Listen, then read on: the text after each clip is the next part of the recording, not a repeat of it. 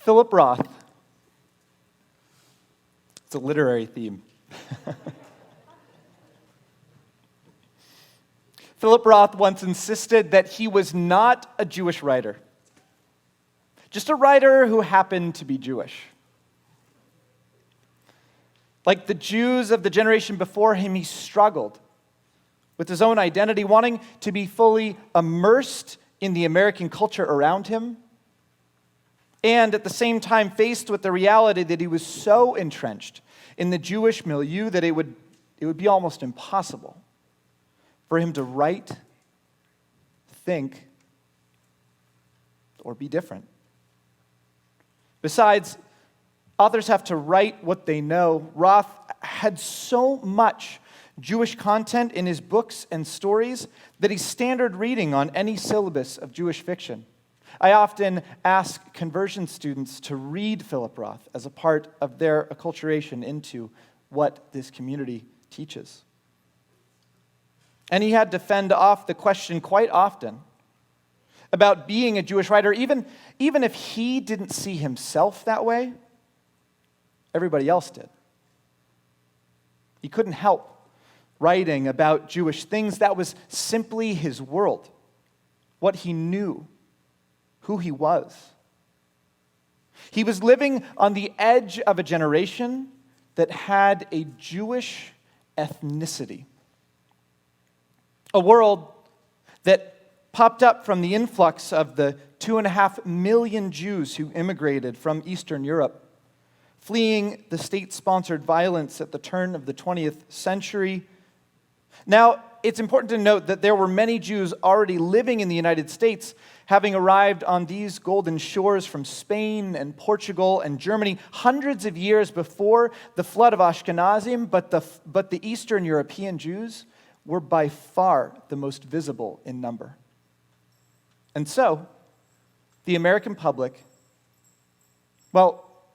came to associate being Jewish with each and everything that this majority brought on the boat with them across the Atlantic.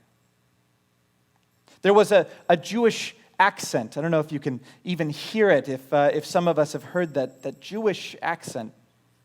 There was a dialect, which came in the form of the hard push of vowels, maybe the slip of the old Yiddish word. Cities had Jewish neighborhoods. You could go to the deli, the small community center where the same Jewish dietary restrictions that distinguished Jews for centuries were on display, housed in a shiny storefront with clean countertops. To combat the exclusion and anti-Semitism that Jews experienced at that time, they changed their last names to less Jewish-sounding ones. First names were also changed from the Hebrew to sound more American. At that time, it was complicated to be a Jew, but there was less complication around who was Jewish. Even if you wanted to, you couldn't throw it off.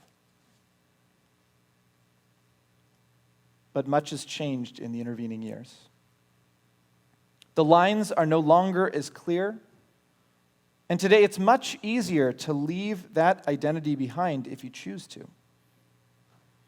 The Jewish neighborhood has dispersed, accents have blended, and those who were visibly Eastern European and identified with the Jewish community because of their appearance have long since left that indicator behind.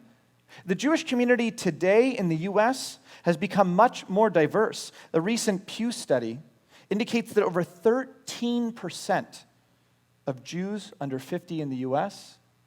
are non-white. Eastern European roots that once exemplified the Jewish community in the U.S. are no longer an indicator of who we are. Today, we are more complicated and more diverse. And that diversity takes many forms. I did the usual jumble. When I got to the door of their house, saving a trip back and forth to the car meant that I used every inch of the cradle of my arms to carry food and gifts a brass menorah, and a box of candles, up the short walk to ring their doorbell. When they answered, both leaned in to give a wide hug and then lighten my load.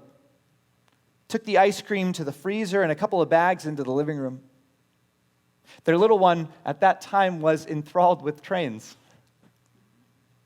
And so as I stepped over the yellow engine, the green caboose, they gently scooted a few of the extra tracks under the beautiful Christmas tree in their living room.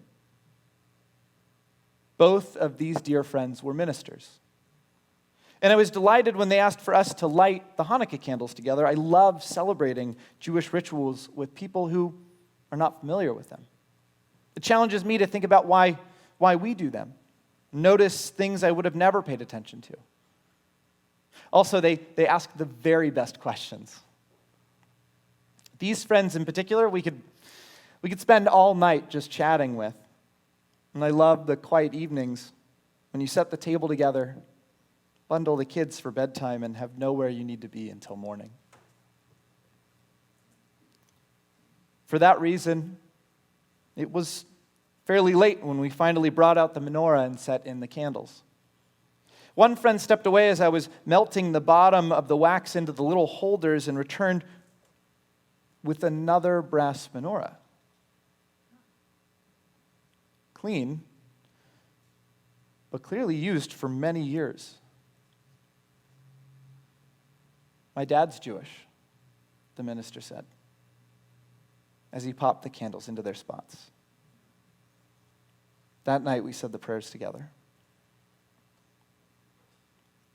I was fascinated by this. Here was someone who was so deeply connected to his non-Jewish identity that he studied and became an ordained minister in his church. And at the same time, he was lovingly celebrating a Jewish holiday with the menorah passed down the generations of his family. Ironically enough, a holiday all about distinguishing Jews from non-Jews. As families become more religiously diverse, the question of identity becomes even more complicated. Today, people who are born to one or two Jewish parents are choosing both to be Jewish and not. Many are proud of their Jewish identity, but like their families, see it differently than an either-or.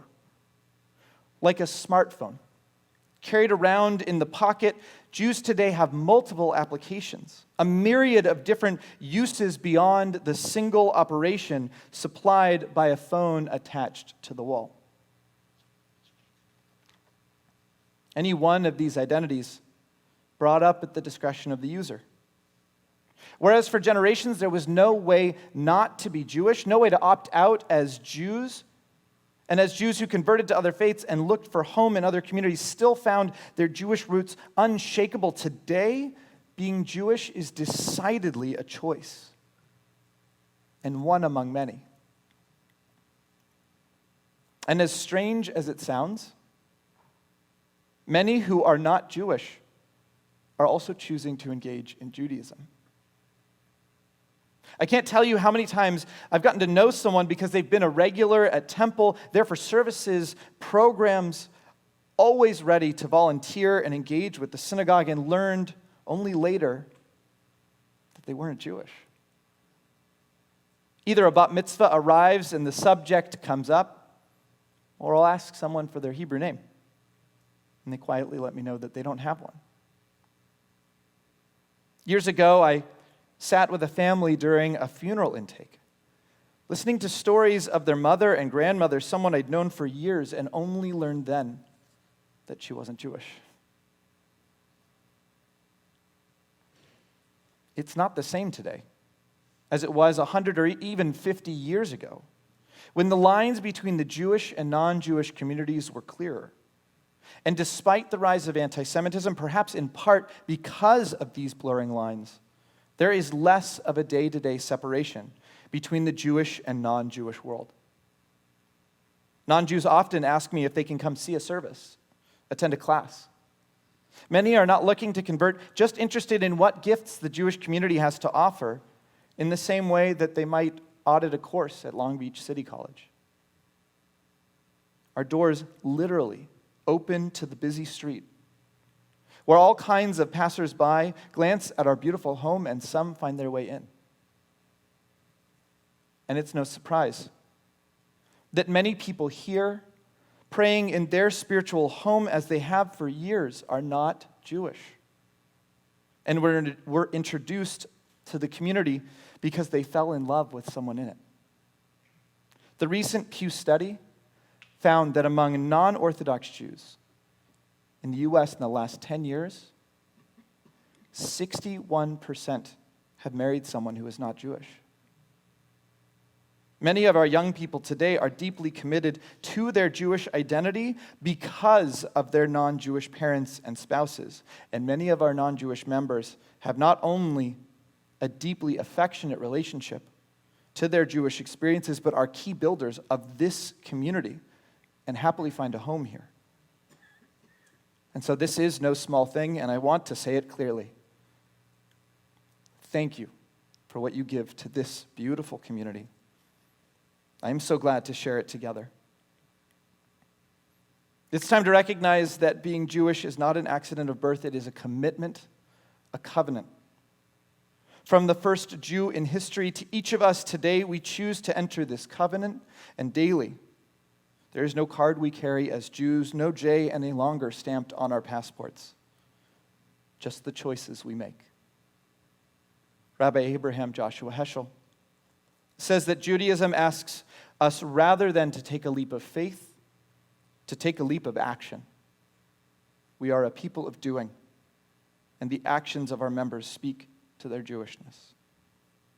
We are a community of those who trace their ancestry down generations and generations of Jewish living, those who choose to convert and those who don't, all of whom have cast their lot with our community as one, who have made a commitment not by their status, but by their actions. And we are all the better for it. Shana Tova.